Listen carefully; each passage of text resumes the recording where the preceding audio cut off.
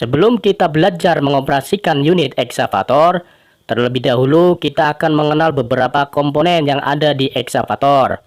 Kita mulai dari bagian bawah. Di sini ada undercarriage, dan undercarriage ini terdiri dari beberapa part, track shoe, track link, dan yang ini final drive. Di bawah track link ada carrier roller yang jumlahnya ada 2 di depan dan di belakang. Dan yang ini namanya track roller. Kita bergeser, yang ini namanya idler. Kita bergeser ke bagian atas. Di atas undercarriage ada upper struktur. Kemudian ada boom, ada silinder boom. Nah, yang saya tunjuk ini silinder boomnya. Silinder boomnya ada 2, di sebelah kanan dan di sebelah kiri.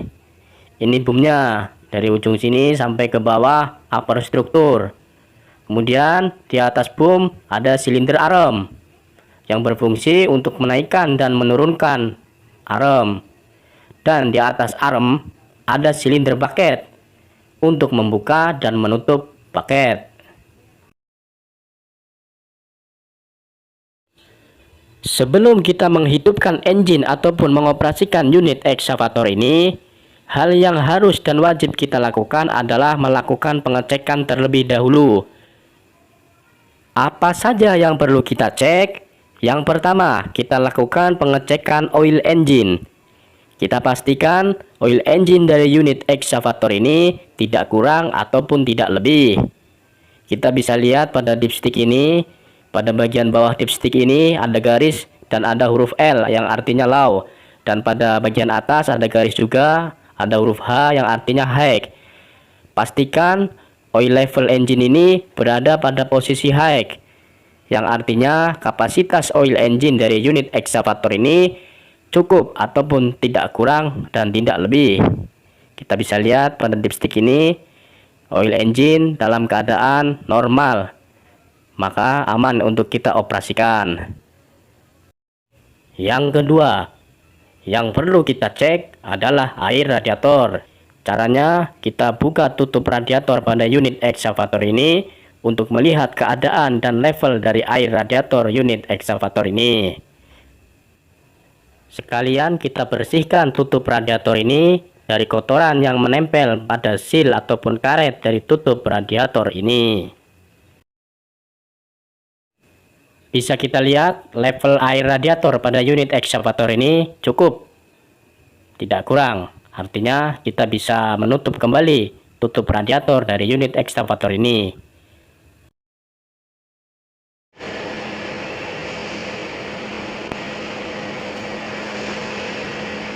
Yang ketiga, yang perlu kita cek adalah kapasitas oli dari swing motor.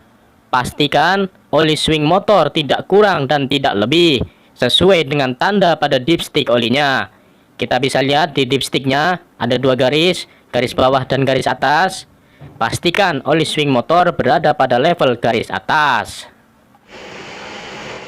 Yang keempat atau yang terakhir, yang harus kita cek adalah kapasitas oli hidrolik. Untuk pengecekannya, kita bisa lihat pada tabung kaca yang ada di sini. Nah, di sini ada 2 huruf H dan huruf L. H artinya high dan L artinya low. Pastikan level oli hidrolik pada posisi high, yang artinya kapasitas oli hidrolik cukup. Setelah semua pengecekan kita lakukan, sekarang kita akan langsung masuk ke kabin unit ekskavator ini. Pertama-tama kita masukkan kunci kontak ini. Posisi kunci kontak pada posisi off. Dan di bawah kunci kontak ada selektor min max. Selektor ini berfungsi untuk menambah akselerasi dari unit ekskavator ini. Kemudian putar kunci kontak ke posisi on, maka layar monitor akan menyala. Selanjutnya, putar sekali lagi. Posisikan kunci kontak pada posisi start untuk menghidupkan engine pada unit ekskavator ini.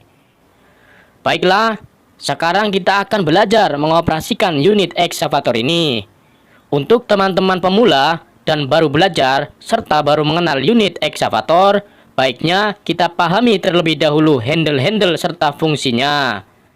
Kita perhatikan sejenak gambar pada video ini. Pada gambar ini sudah saya tulis keterangan dan fungsi dari handle-handle pada unit ekskavator. Kita mulai dari handle di sebelah kanan. Handle di sebelah kanan untuk mengoperasikan bucket dan boom.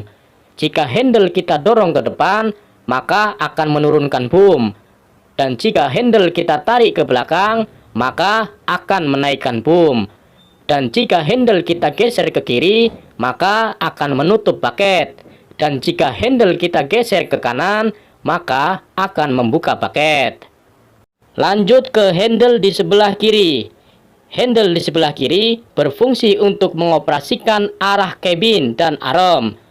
Jika handle kita dorong ke depan, maka akan menurunkan arm. Dan jika handle kita tarik ke belakang, maka akan menaikkan arm.